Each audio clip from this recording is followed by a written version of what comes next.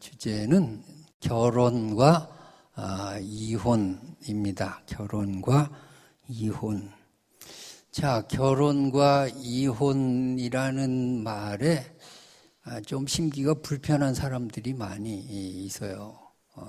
이게 현대 사회가 이렇게 복잡한 사회죠. 우선 결혼을 이제 하고 싶은데 이제 못한 사람들은 결혼 말만 들으면 좀 이제 불편해집니다.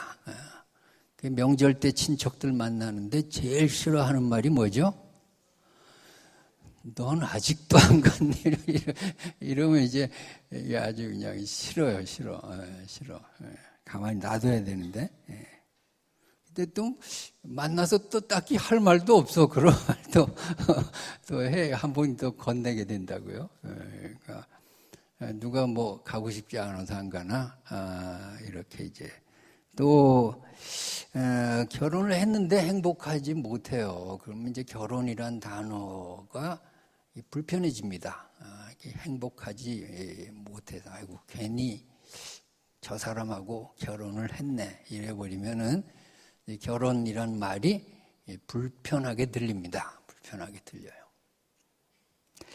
또 이혼이란 말이 상당히 이제 아주 조금 이제 거슬리죠. 왜? 이혼 직전에 있을 경우에 그렇죠. 이혼 직전이라고 사람들은 모르는데 지금 이혼 직전에 그러면 이제 상당히 이혼이라는 말만 들어도 또 가슴이 철렁하고 또 이게 불편해지고 또 실제로 또 이혼을 했으면은 더더욱이 이 말이 상당히 이제 거슬리고 좀 그렇게 이제 들립니다. 그럼에도 불구하고 오늘 본문이 이거 마태복음 쭉 하는데 넘어갈 수도 없고 좌우간 오늘 본문을 다뤄야 됩니다. 다뤄야 되니까 한번 생각을 해보죠. 정말 결혼을 했는데 행복한 가정이 몇이나 될까? 나 정말 행복하다. 손 좀 들어봐요. 하나도 없네, 하나도 없어. 큰일 났네, 큰일 났네. 근데, 작은, 다른 사람한테 행복하게 보여야죠. 행복하게 보여야 돼요. 보여야 되는데, 이게 실제로는 또 이제 그렇지 못하고, 자존심 때문에 있는 얘기도 다 못하고, 이렇게 우리가 그냥, 사는데, 근데, 이렇게 생각하세요. 나만 그렇게 사는 게 아니라, 저 사람도 그렇게 살아. 다 그렇게 살아요. 그냥 사는 거예요. 아주 막 깨가 쏟아져서 사는 게 아니라, 어떻게 살아? 그냥 산다. 그냥 사는 거야. 그냥 사는 거야. 깨가 쏟아져서 사는 게 아니라 그냥 산다. 이게 그냥 보편적인 현상이에요. 현상이에요. 애 때문에 산다고 할 수도 있고, 좌우간 불쌍해서 살아준다는 사람도 있고 한데, 깨가 쏟아지는 거는 없어요. 요새 깨값이 좀 비싸가지고, 깨가 별로 없어요.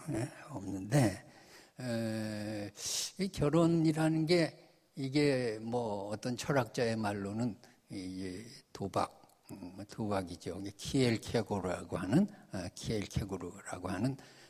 철학자는 결혼, 해보아라. 그대는 불행해질 것이다. 결혼하지 않아 보아라. 그대는 더 불행해질 것이다. 그래가지고서 이게 이쪽도 저쪽도 이게 사람이 이렇게 참 결혼 생활이 순탄치 않다. 또 이렇게 행복한 줄 알고 시작을 하죠. 사람들이 다 행복한 줄 알고 시작을 하는데, 이게 기대치에 지금 못 미치거나 아니면은, 정말 좋았는데, 그냥 한쪽이 먼저 갔어요. 그러면 참, 이게 뭔가, 이게 평생 이제 상처로 사는 거죠. 또 내가 아무것도 다른 거 보지 않고 사랑 하나만 보고 결혼했는데, 내가 정말 순수했는데, 현실이 그렇지 않거든요. 현실에 부닥쳐 보니까 이 결혼이라는 게 사랑 하나만 가지고 되는 일도 아니더라고요. 돈 없으면 서로 자꾸 싸우게 되고, 뭐 자관 성격이 안 맞으면 다른 거 다 좋아도 계속 부딪히면서 하는 거고, 그런 거죠. 그래서 결혼이 뭘까? 결혼이 예술이다. 난 그렇게 생각을 해요. 결혼이 뭐라고? 예술이에요. 예술에는 두 가지가 꼭 있어야지 예술이에요. 스포츠와 예술이 다른 점이 뭐냐면 스포츠는 긴장의 연속이에요. 스포츠는 계속 이겨야 돼요. 근데 예술은 긴장과 이완이 반복돼요. 높다가 낮아지고 낮아졌다가 높아지고, 예술에는 1등과 2등의 개념이 그렇게 명확하지 못해요. 2등, 콩쿠르에 2등한 사람이 나중에 더 유명하게 될 수도 있고, 스포츠에서는 그런 일이 없어요. 예술에서는 그것이 가능해요.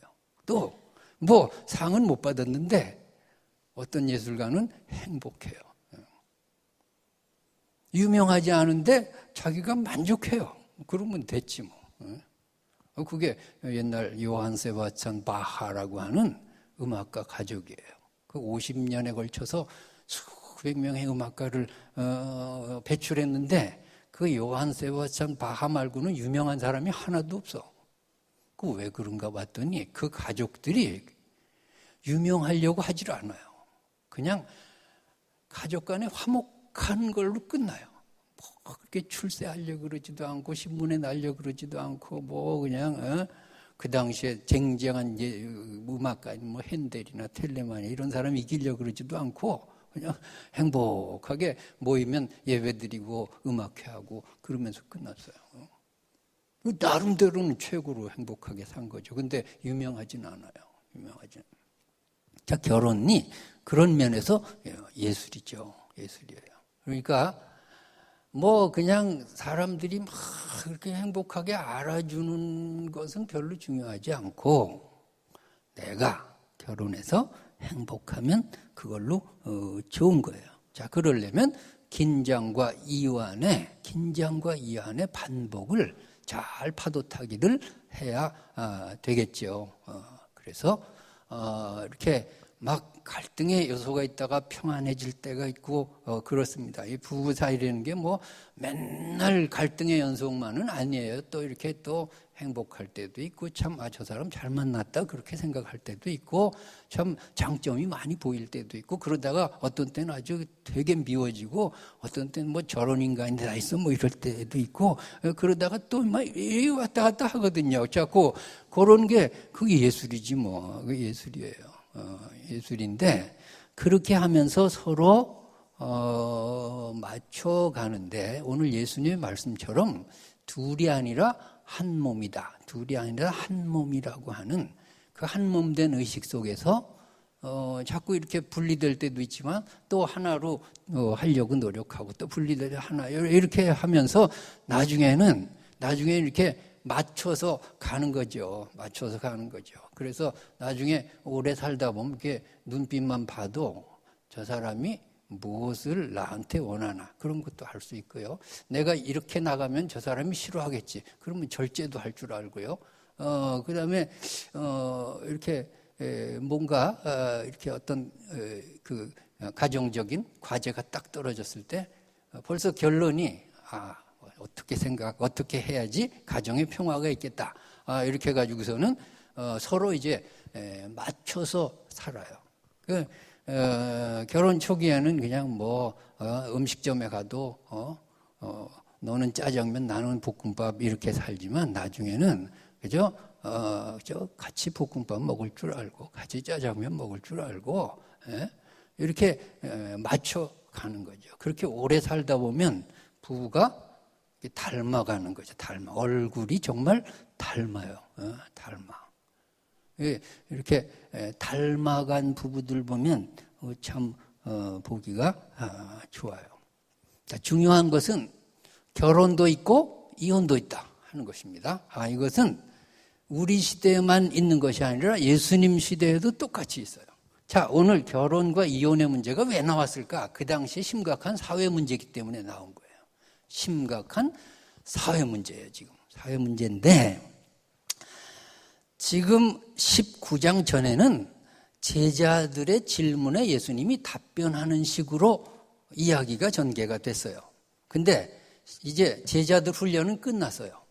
19장은 바리새인이 예수님께 질문을 해요. 바리새인이 예수님께 질문하는 것에 대해서 예수님이 답변을 하는 식으로 이야기가 전개가 되는데, 바리새인들이 뭐라고 질문을 하느냐 하면은 3절에 보니까 사람이 어떤 이유가 있으면 그 아내를 버리는 것이 옳으니까, 이렇게 질문을 해요. 어떤 이유가 있으면 아내를 버려도 됩니까? 이렇게 질문을 하니까 예수님께서 6절의 하반절에 보면 하나님이 짝지어 주신 것을 사람이 나누지 못할지니라, 안 된다 이거죠. 이혼 안 된다. 이렇게 말씀하세요. 그랬더니 바리새인들이 두 번째 질문을 하는데 7절에 보니까 그러면 어찌하여 모세는 이혼 증서를 주어서 버리라고 했습니까? 이 두 번째 질문이죠. 그랬더니 예수님께서 8절에 대답을 하시는데 너희 마음이 완악함 때문에 허락을 하였으나 본래는 그렇지 않다. 이렇게 말씀하세요. 모세의 율법에 써있다 할지라도 안 된다. 그 말이죠. 그런데 단 한 가지 예외는 있다. 9절에 보니까 음행한 이유 외에 아내를 버리고 다른 데 장가들면 안 된다. 그래서 이렇게 예수님께서 정리를 해 주셨어요. 주셨는데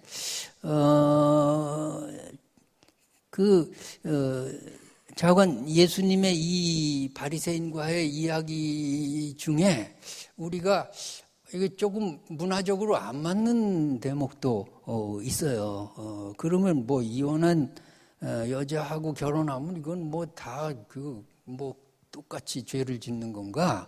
이혼한 사람하고 결혼한 사람도 많거든요. 이런 의문이 지금 있을 수 있는데 이것을 이번 시간에 오늘 좀 이게 풀어가야 되겠습니다. 결론은 뭐 그것은 아니다라고 지금 말씀드릴 수 있는데, 자관 예수님의 논리대로 하면 이혼은 절대로 안 된다. 그러면 이혼을 피치 못해서 하는 수도 있어요, 지금. 그러면 너무너무 힘들어가지고서 내가 도저히 못 살겠어서 이혼을 했는데 그럼 죄냐? 이렇게 지금 의문이 있을 수 있어요. 뭐 너무 그러지 않으면 평생 막 두들겨 맞고 살 수는 없잖아요. 평생 도박하고 막 음주하고 막 마약하는데 그거 살 수는 없잖아요. 그런 많은 복잡한 문제들이 있죠. 또 뭐 요즘 동성애 문제도 이제 살다가 또 이게 이렇게 되면 안 되잖아요. 그러면 이제 어떻게 살아요? 이제 그런 문제, 뭐 절대로 안 된다라고 하는 것에 대해서 우리가 문화적으로 좀 이게 이렇게 좀 힘든 그런 것도 있고, 지금 이혼한 사람과 결혼하면 안 된다라고 하는 요 말씀에도 지금 우리가 받아들이기 힘든 그런 부분들도 있는데, 이런 것들을 한번 좀 생각해 보겠습니다. 그 다음에 10절에 보니까 제자들이 이렇게 말합니다. 아이고, 예수님, 그러면 차라리 장가를 안 가는 게 좋겠네요. 그렇게 이제 얘기를 하죠. 그러니까 예수님께서 그거는 타고난 사람이 하는 거다. 11절에 타고난 사람이 하지 아무나 그렇게 하는 게 아니다. 그렇게 이제 말씀을 하십니다. 자, 오늘 이 문제를 풀기 위해서 우선 생각해야 될 것이 있어요. 이 이혼의 문제를 바리새인들이 왜 들고 나왔나? 요거부터 우리가 한번 봐야 되겠습니다. 자, 이 결혼과 이혼의 문제에 대해서 지금 바리새인들이 지금 기준으로 삼는 율법이 하나 있습니다. 그것은 신명기 24장 1절의 말씀이에요. 신명기 24장 1절의 말씀을 다 같이 한번 읽겠습니다. 사람이 아내를 맞이하여 데려온 후에 그에게 수치되는 일이 있음을 발견하고 그를 기뻐하지 아니하면 이혼 증서를 써서 그의 손에 주고 그를 자기 집으로 내보낼 것이요. 자, 사람이 아내를 맞이하여 데려온 후에 그에게 뭐가 있어요? 수치되는 일이 있음을 발견했어요. 그래서 기뻐하지 아니하면 이혼 증서를 써서 돌려보내 이혼 당하는 거죠. 이혼 당하는 거예요. 자, 이 수치되는 일에 대한 해석을 지금 바리새인들이 두 파로 나뉘어서 해석을 해서 서로 싸웠어요. 바리새인끼리 싸웠어요. 바리새인은 두 파가 있는데 샴마이파라고 하는 파가 있고 힐렐파라고 하는 파가 있어요. 무슨 파? 혀가 잘 안 돌아가죠. 자, 따라합시다. 샴마이파, 또 힐렐파. 좀 멋있게 해도 돼. 샴마이파 해도 괜찮아요. 샴마이파하고 힐렐파. 샴마이파하고 힐렐파. 자, 샴마이파라고 하는 파는 샴마이나 힐렐이라는 사람 이름이에요. 그 원조 이름이죠. 원조 이름인데 그 사도 바울은 어느 파에 속할까요? 힐렐파에 속해요. 힐렐파에 속해요. 그러니까 힐렐의 손자가 누구냐 하면 가말리엘이에요. 그리고 바울은 누구한테 배웠어요? 가말리엘한테 배워요. 그러니까 바울은 힐렐파예요. 힐렐파인데 샴마이파는 이 수치되는 일에 대해서 뭐라고 해석을 했느냐 하면 오직 간음이다. 그러니까 간음한 거 이외에는 이혼하면 안 된다. 이것이 샴마이파 해석이에요. 그런데 힐렐파는 수치되는 일을 광범위하게 풀어버렸어요. 그래서 일상생활에서 여자가 범하는 모든 실수와 허물까지 확대 해석을 했어요.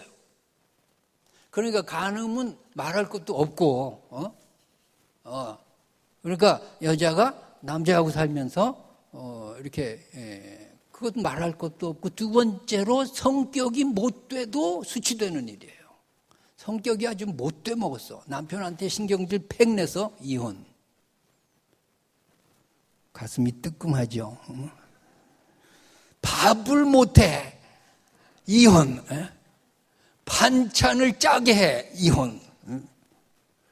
남편 보기에 걸음걸이가 마음에 안 들어. 이혼. 옷을 촌스럽게 입어. 이혼. 다 이혼. 그리고 이 힐렐파는 광범위하게 수치되는 일을 광범위하게 해석을 해버렸어요. 그러니까 마음대로 이혼을 하는 거예요. 마음대로. 이 신명기 말씀을 자기네들 나름대로 해석을 해가지고 마음대로 이혼을 하는데, 그때는 남자가 주도권을 쥔 사회일까요? 여자가 주도권을 쥔 사회일까요? 남성 우월주의 사회죠. 남성 우월주의. 남존여비가 그때도 있어요. 남존여비. 지금도 남존여비가 있을까? 남존여비가 있어요. 남존여비가 뭐냐 그랬더니 기가 막히게. 남자가 존재하는 이유는 여자의 비위를 낮추기 위함이래. 그게 남존여비래요. 제가 남존여비가 있기는 있어.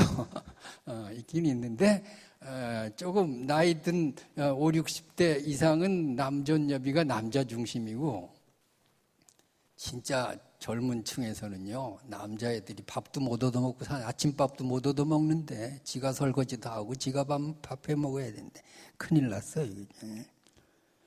좌우간 그때는 남자가 주도권을 쥔 사회고, 여자나 어린이는 인구 수에도 못 들어요. 5병 이하의 여자는 수도 끼지 않았으니까. 그런 사회니까 지금 샴마이파가 있고 힐렐파가 있는데, 자, 남자들이 봤을 때 어디를 선호할 거예요? 힐렐파를 선호하는 거예요. 이거 좋다. 이거 괜찮네. 그래가지고 샴마이파가 아니라 힐렐파로 전부 해석을 하는 거야. 전부 힐렐파가 많아지는 거죠. 자, 이 와중에서 오늘 바리새인이 예수님에게 질문을 해요. 이것은 바리새인 두 파로 나뉘어가지고서 지금 어떤 자기네들 싸움을 예수님을 끌어들여가지고 시험거리를 삼은 거죠. 자, 배경이 이렇다 하는 것을 우선 알아두셔야 되겠어요. 자, 그 다음에 예수님의 대답에 대해서 우리가 좀 해석을 해야 되겠습니다. 예수님의 대답은 뭐냐 하면 이혼은 절대 안 된다. 안 된다. 4절부터 보면은 예수께서 대답하여 이르시되 사람을 지으시니가 본래 그들을 남자와 여자로 지으시고 말씀하시기를 그러므로 사람이 그 부모를 떠나 아내와 아내에게 합하여 그 둘이 한 몸이 될지니라 하신 것을 읽지 못하였느냐. 그런즉 이제 둘이 아니요 한 몸이니 그러므로 사람이 짝지어 주신 것을 하나님이 짝지어 주신 것을 사람이 나누지 못할지니라. 그래서 이혼은 안 된다 하는 거예요. 그 다음에 예수님께서 그러면 왜 이혼증서를 써주라고 했습니까? 하니까 마음이 완악해서 인간의 마음이 완악해서 그런 것이다. 그 다음에 음행에 대한 것은 예외다. 그리고 음행의 연고가 없으면 부부의 연은 계속되는 것이다 하는 거예요. 지금 우리 마태복음 5장 31절 32절을 한번 읽어보겠습니다. 또 일렀으되 누구든지 아내를 버리려거든 이혼 증서를 줄 것이라 하였으나 나는 너희에게 이르노니 누구든지 음행한 이유 없이 아내를 버리면 이는 그로 간음하게 하며 또 누구든지 버림받은 여자에게 장가드는 자도 간음하며. 자,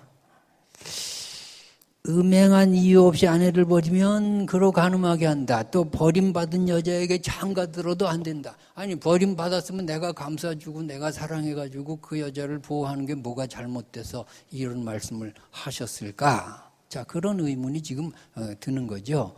자, 예수님의 말씀의 뜻은 뭐냐 하면은 음행한 이유 없이 버림받아도 부부의 연이 계속되니까 그 부부의 연에 다른 사람이 끼어들면 그것은 간음하는 짓이다. 그런 말씀이에요. 그런 말씀이에요. 자, 그렇게 해석을 해도 지금 이해할 수가 없어요. 그러니까 그 다음 말씀을 우리가 잘 이해를 해야 돼요. 예수님의 이 이혼에 대한 법은 약자보호법이라고 하는 대전제가 있어야 이것이 풀려요. 무슨 법? 약자보호법. 자, 예수님의 이혼법은 약자보호법이다 하는 겁니다. 모세의 율법은 강자보호법으로 바리새인들이 풀었어요. 그 증거가 요한복음 8장에 나오는데 간음하다가 현장에서 잡힌 여인을 바리새인들이 붙들고 예수님 앞에 왔어요. 그러면 이것은 강자보호법이죠. 음행은 남자도 있어야 되는데 남자는 왜 안 데리고 왔을까? 왜 여자만 데리고 왔을까? 남자는 제껴주는 거죠. 이것이 강자보호법이라니까요. 그러나 예수님은 그렇게 하지 않으세요. 예수님은 간음한 이 여인에게 관대하세요. 관대해가지고 나도 너를 정죄하지 않는다. 정죄하지 않는다. 사마리아 여인에도 남편이 5이나 있었던 사마리아 여인에게도 관대하세요. 자, 하나님이 짝지어 준 것을 사람이 나누지 못할지니라를 약자보호법으로 한번 풀어보자고요. 자, 이건 이 말이에요. 강자에 의해서 일방적으로 혼인이 파기된 것은 무효다 그 말이죠. 그 당시에 강자가 뭐예요? 남자였어요. 예외적으로 여자가 강자일 수도 있어요. 어쨌든 강자에 의해서 약자가 이혼을 당해버리면 그 이혼은 무효라고 하는 거예요. 그것이 하나님이 짝지어 주신 것을 사람이 나누지 못할지니라. 근데 구약의 그 단어로 보면 사람이 남자예요. 그러니까 이거 이렇게 해석할 수도 있어. 하나님이 짝지어 주신 것을 남자가 나누지 못할지니라. 이렇게 해석할 수도 있어요. 그러니까 그렇게 남자에 의해서, 강자에 의해서 일방적으로 혼인이 파기되면 그건 무효다. 그건 부부관계가 계속되는 걸로 봐야 된다라고 하는 것이고요. 자, 그 다음에 그러면 현대적인 상황 속에서 이 말을 이해한다면 약자에 의한 이혼, 약자의 견디다 못해서 한 이혼에 대해서는 그것은 가하다라고 그렇게 해석할 수 있어요. 자, 평생 매 맞는 아내가 어쩔 수 없어 이혼한 경우를 저는 봤어요. 알코올 중독자로 계속 술만 먹으면 와서 행패를 부려요. 하다 결국은 이혼을 했어요. 자, 이것은 강자에 의한 이혼이 아니에요. 약자가 자기를 보호하기 위해서 할 수 없이 이혼을 했어요. 이것은 예수님의 이 법에 해당하지 않아요. 하나님이 짝지어 주신 것을 사람이 나누지 못할지니라에 해당하지 않는다고요. 자, 그렇게 보면은, 자, 여자가 강자일 수가 있어요. 경제력이 갑자기 남자가 없어졌어요. 여자의 눈치를 보면서 살아야 돼요. 돈 벌어올 때는 살다가 남자가 경제력이 없어져서 약자가 될 때 여자가 이혼하는 경우가 수도 없이 많아요. 소위 말하는 황혼 이혼에 여자가 70% 이상이 여자가 하자는 거야. 사고 남자들 다 은퇴하고 힘 떨어지고 볼품 없어지니까 여자들이 이혼하자는 거야. 자, 이거는 안 된다 그 말이죠. 예수님 이거 안 된다는 거예요. 안 된다는 거예요. 강자에 의한 혼인 파기는 무조건 안 된다는 거예요. 병석에 누운 남편이나 아내가 있을 때 건강할 때 잘 지내다가 병석에서 약자가 돼가지고 계속 내가 희생해야 되고 이러다가 이혼하면 안 된다라고 하는 거예요. 건강한 배우자가 병석에 누운 상대를 향해 이혼을 청하면 안 된다는 거예요. 그거는 절대로 안 된다는 거예요. 그것이 하나님이 짝지어 주신 것을 사람이 나누지 못할지니라는 그러한 법이에요. 그러니까 대전제는 약자 보호법이다. 이렇게 우리가 이해를 해야 되겠습니다.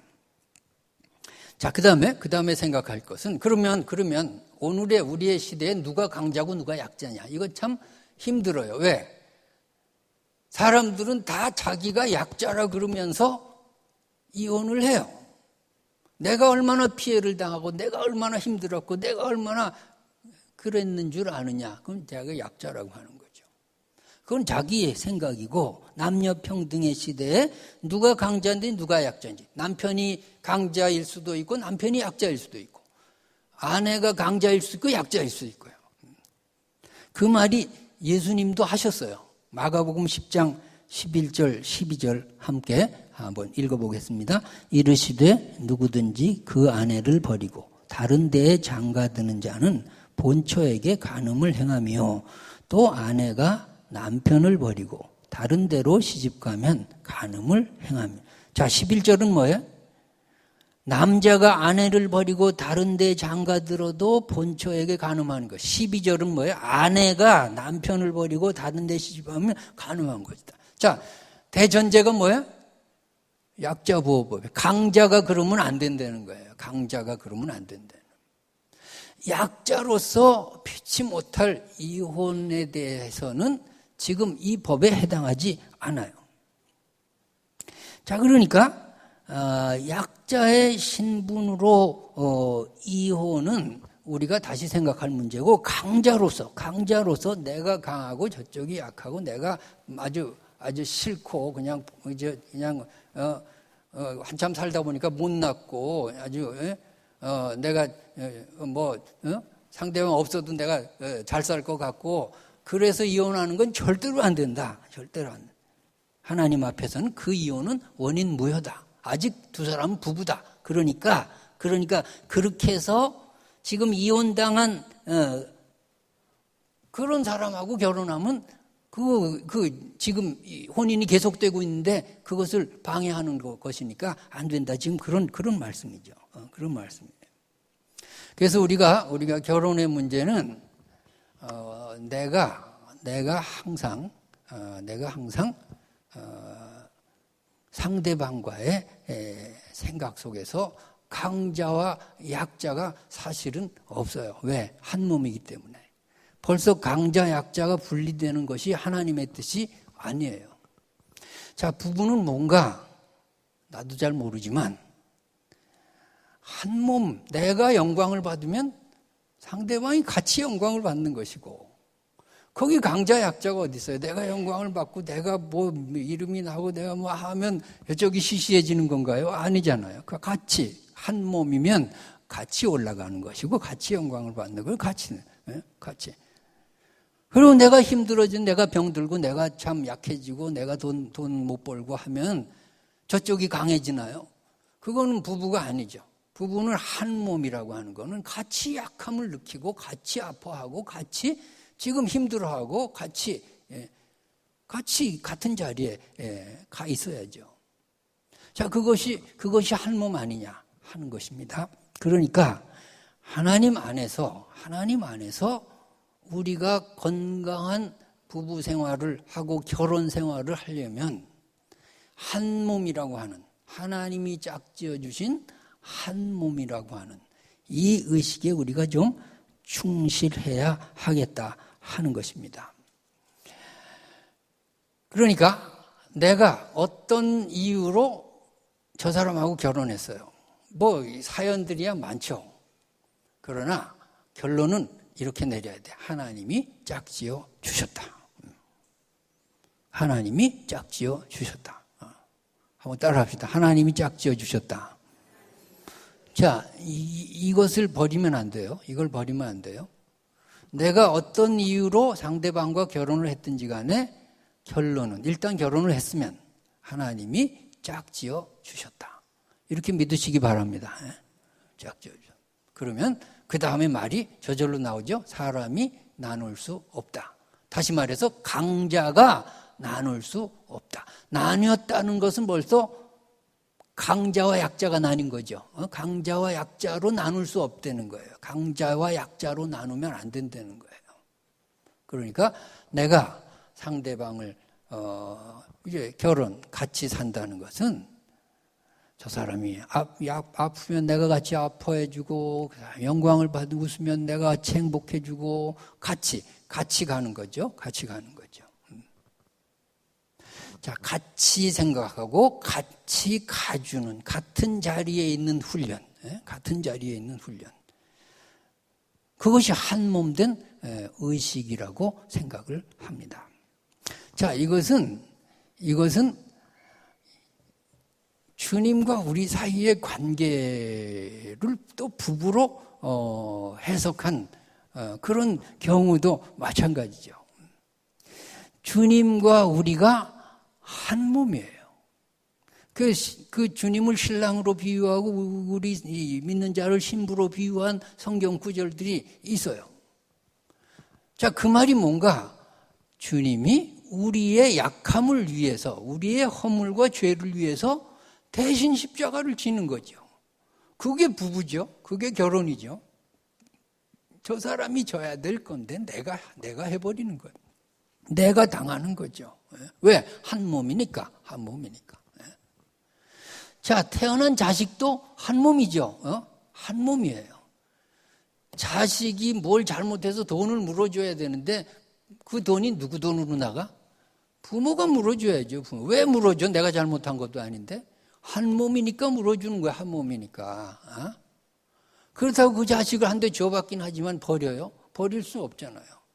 내 몸에서 난 자식이면 내가 그냥 데리고 사는 거죠. 왜? 한 몸이니까. 한 몸이니까. 자, 하나님이 짝지어 주신 것을 사람이 강자와 약자로 나누지 말라 하는 거예요. 자, 그렇다면은 교회라는 공동체 안에도 마찬가지예요. 교회라는.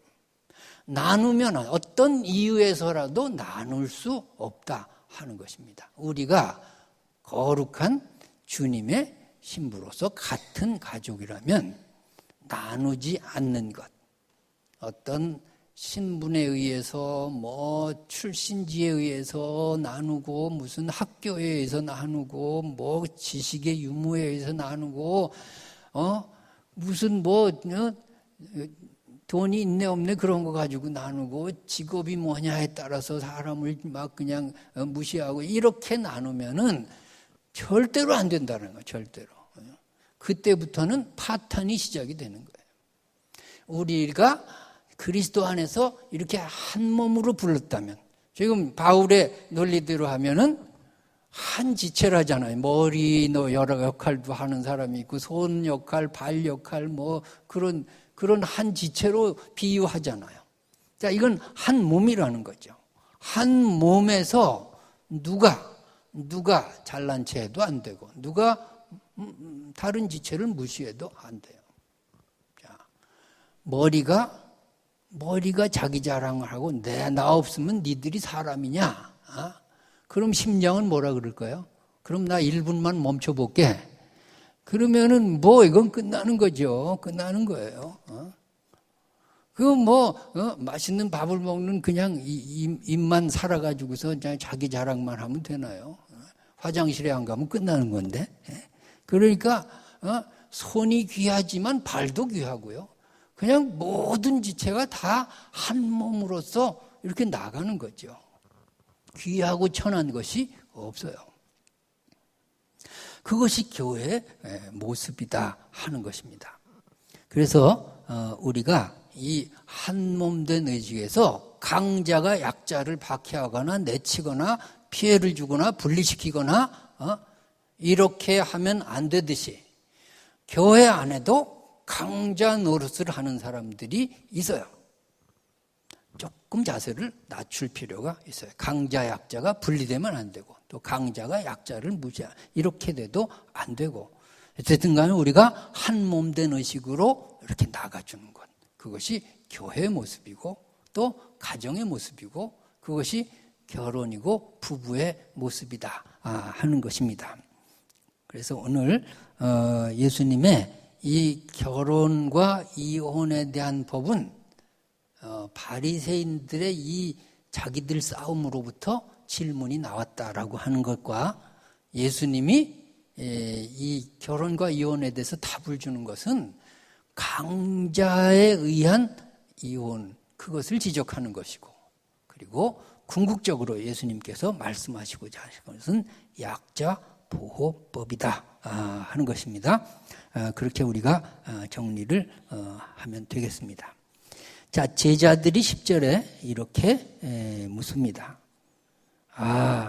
이게 사람이 아내에게 이같이 할 텐데 장가들지 않는 것이 좋겠나이다. 자신이 없다고 말이죠. 자신이 없다고 말. 그러니까 아마도 그런 식의 아주 그냥 바리새인의 이 법에 따른 이혼이 아주 수도 없이 많아가지고 당연하게 살았던 것 같아요.